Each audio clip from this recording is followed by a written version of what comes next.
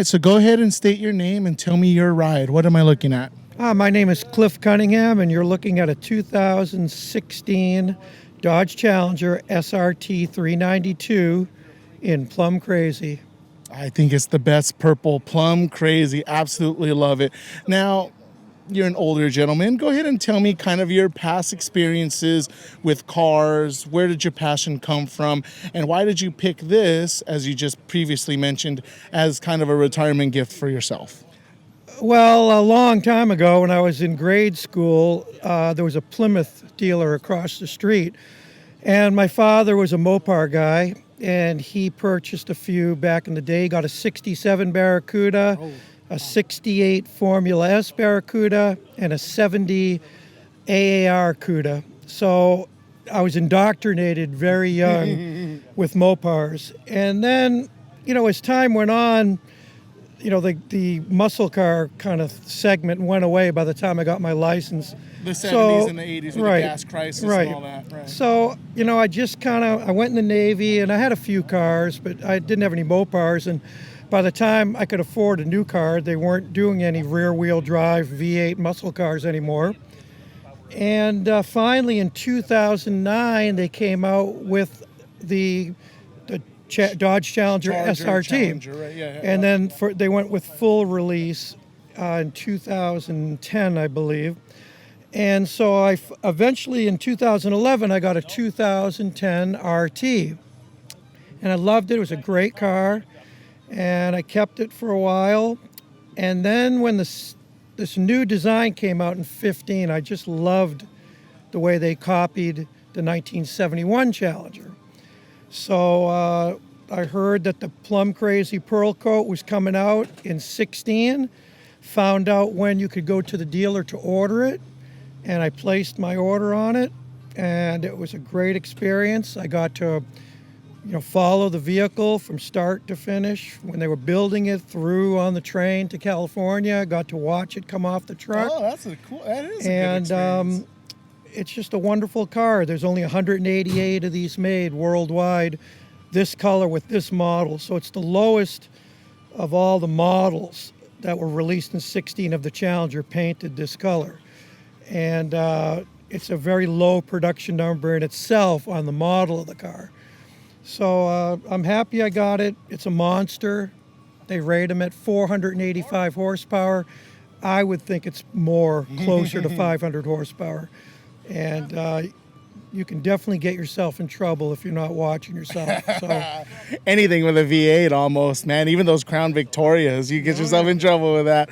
Now, I just noticed on the back you have some humor. What does your license frame say? Buy more hybrids. I need the gas. So I'm assuming that you're not necessarily a hybrid or an electric car guy. I have no problem with them. I think once the concerns of the infrastructure and range are solved, I got no problem with it. I like the new Dodge Challenger EV concept that was released recently. Yeah, a couple weeks ago. I mean, I think by the time it hits production, they're going to have it squared away good. But, you got to kind of change with the times, I guess, sometimes.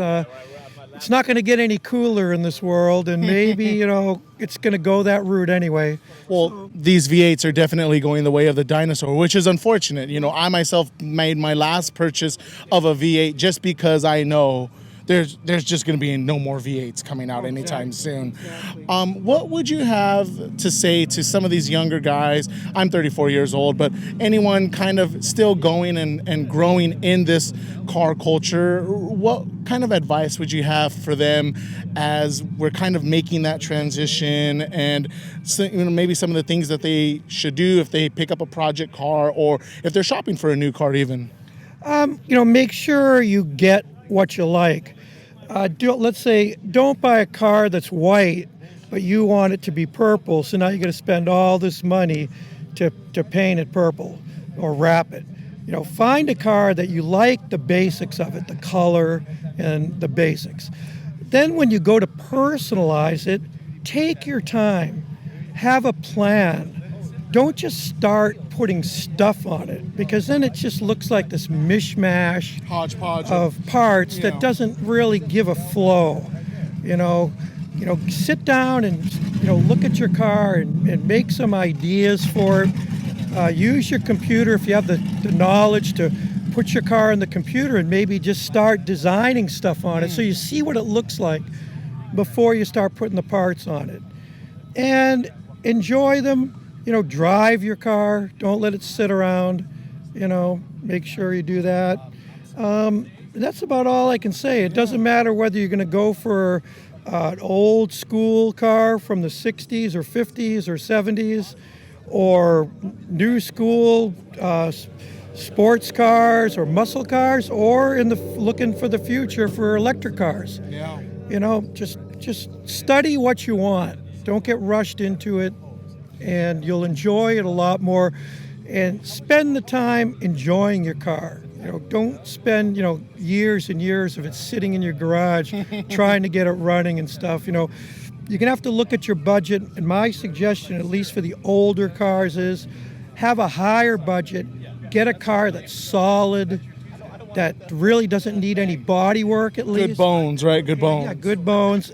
And so that you're not just dumping money into it all the time. Because apples and oranges, you buy the car cheap, you're still going to end up spending a lot of money if you're going to have to repaint and do body work and rebuild the engine, etc.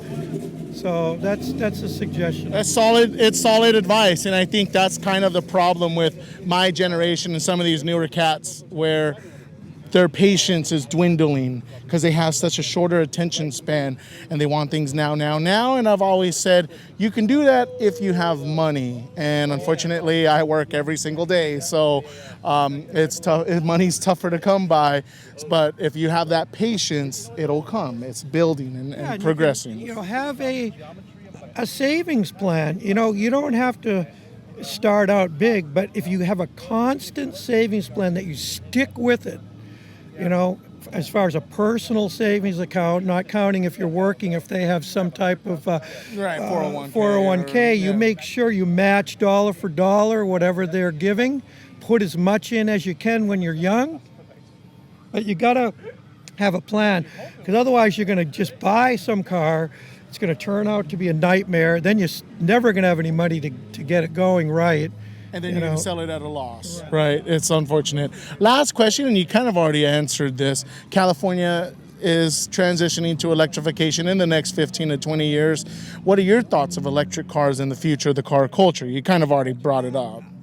I think the car culture will always be around, because there would have to be zero gasoline at any price to kill at least the modern cars, the internal combustion engine cars that we know of today.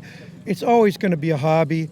I mean, there's people that still have old-fashioned steam cars and old-fashioned electric cars from the early 1900s.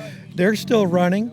So that's going to be the key thing. As long as we can get some gasoline, and I think we will, might not be cheap, that'll be around. And again, I think the design and the construction of the electric cars as it goes along, they're going to look better, they're going to last longer. As far as the batteries, the range is going to be further, there's going to be plenty of charging, and that's my scariness, is the charging. If I don't see a charging platforms just like gas stations today on every corner, that you can charge your car up in about 5 to 10 minutes, and I'm talking not a half a charge, I'm saying another 200 or 300 miles. Yeah. It's got to be like the seamless like that, where you go from a gas to an electric and you don't have any anxiety about how far I can go, and how, make sure the car lasts as long as an internal combustion car, because those batteries aren't going to be cheap. Yeah. Range anxiety is true. And hopefully this battery technology can continue to develop. I think they do need to invest more in trying to find all these precious metals and stuff that go along with it, or along with having the ability to recycle them and not, That's a big one right there. And whatever materials they use to make these batteries and cars, if they're supposed to be really good for the environment, make sure that the whole manufacturing of these cars is going to be clean as possible.